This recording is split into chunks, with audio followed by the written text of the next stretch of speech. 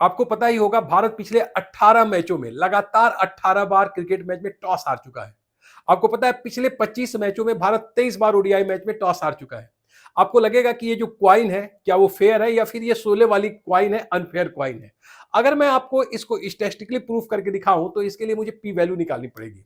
अब जब भी हम कोई हाइपोथेसिस टेस्टिंग करने जाते हैं तो हम यही देखना चाहते हैं कि घटनाएं क्या रैंडम हो रही हैं या फिर कोई बाई चांस। तो यहां पर दोस्तों सिंपल सा क्लियर है कि हमको बनाना होगा नल हाइपोथेसिस। नल हाइपोथेसिस हम ये लेते हैं कि जो हमारा क्वाइन है बिल्कुल फेयर है, हेड और टेल आने की प्रोबेबिलिटी 0.5 है। लेकिन इसका एक अल्टरनेटिव हाइपोथेसिस हम बनाएंगे कि जो हमारा क्वाइन है वो अनफेयर है और उसमें जो प्रोबेबिलिटी है वो 0.5 से कम या ज्यादा है। अब इसके बाद हमको करना पड़ता है डिफरेंट टेस्ट को अप्लाई।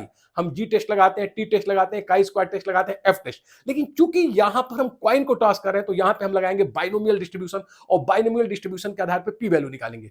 जब हम पी वैल्यू निकालते हैं तो लेवल ऑफ कॉन्फिडेंस से उसका करते हैं कंपेरिजन। पी वैल्यू एक प्रोबेबिलिटी वैल्यू होती है जो 0 और 1 के बीच में होती है और ये दिखाती है कि कितना स्ट्रॉन्ग एविडेंस है कि हम नल हाइपोथेसिस को रिजेक्ट करें और अल्टरनेटिव हाइपोथेसिस को एक्सेप्ट करें। कोई भी रिसर्चर अल्टरनेटिव हाइपोथेसिस को एक्सेप्ट करना चाहता है क्योंकि वो चाहता है कि जो बेहतर दो चरों के बीच परिणाम आ जाए। सब लोग चाहते हैं कि जो हमारा नल हाइपोथेसिस है वो रिजेक्ट हो जाए।